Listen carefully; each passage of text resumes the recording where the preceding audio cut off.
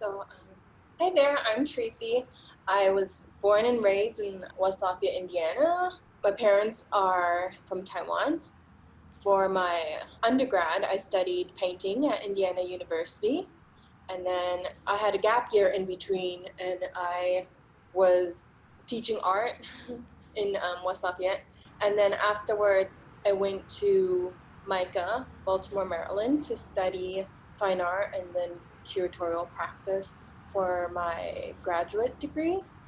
Afterwards, I knew that because I already spent 3 years in Baltimore, that I wanted to do something different. But then I ended up stopping back home first because of the family emergency with the flooding of the house. And now I'm stuck here.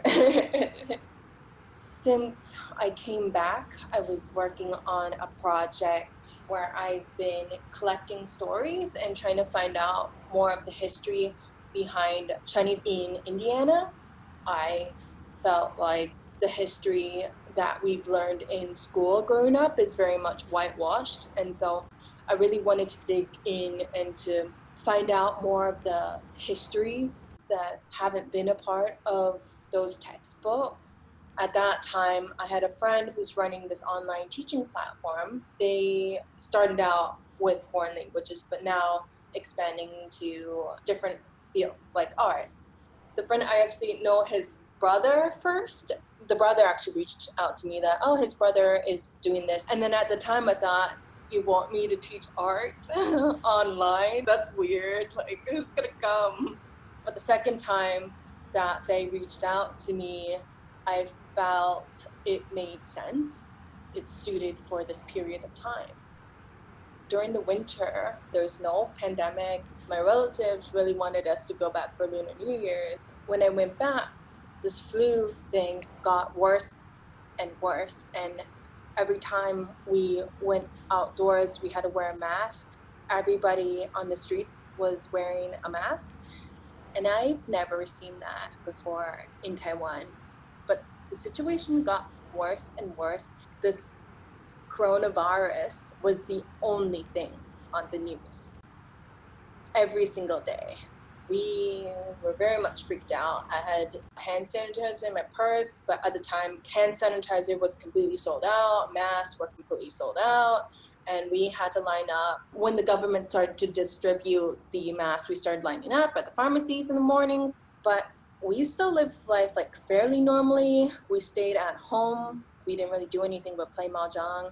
My uncle would like order food. We'd eat at our house instead of like at restaurants. We were getting temperature checks at all the places, right? Like banks. And then I remember I went to the art museum and I'd again temperature check. And then I kept on being like higher than the temperature that they needed. And then they wouldn't let me in. And then they're like, just stand over there and cool down. That was a little bit what life was like during that time. Who knew that this virus could spread so quickly? And it really shows you how interconnected the world is and how travel has become so easy between all these different countries and these different people. And a lot of times we think about it in a good sense, right? Like this globalization, bringing people together. But at the same time, we're rethinking everything in our society, right? Not just about politics, but about, how schools are being run, how regular businesses are being run, just the whole sense of social gatherings and like sharing food has been completely altered.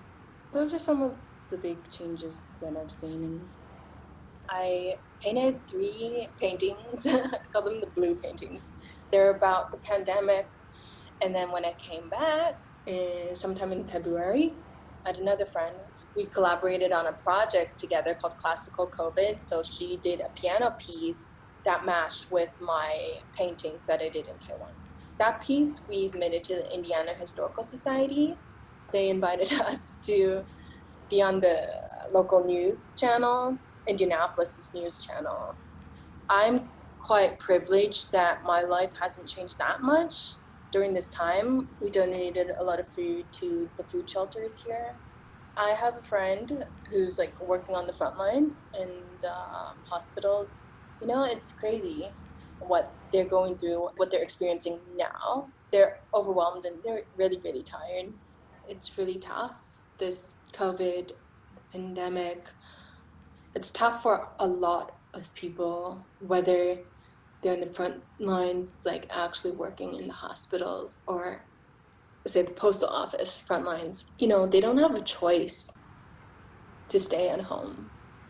I just want to say that do rest and also thank them for everything that they have been doing and contributing. At the same time, I try to think about what are ways that I could help people.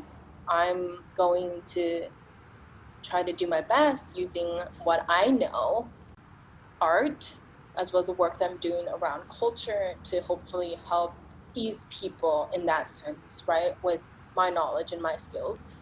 Art for me is therapeutic. I hope that I can bring it to other people and for them to also experience that therapeutic value.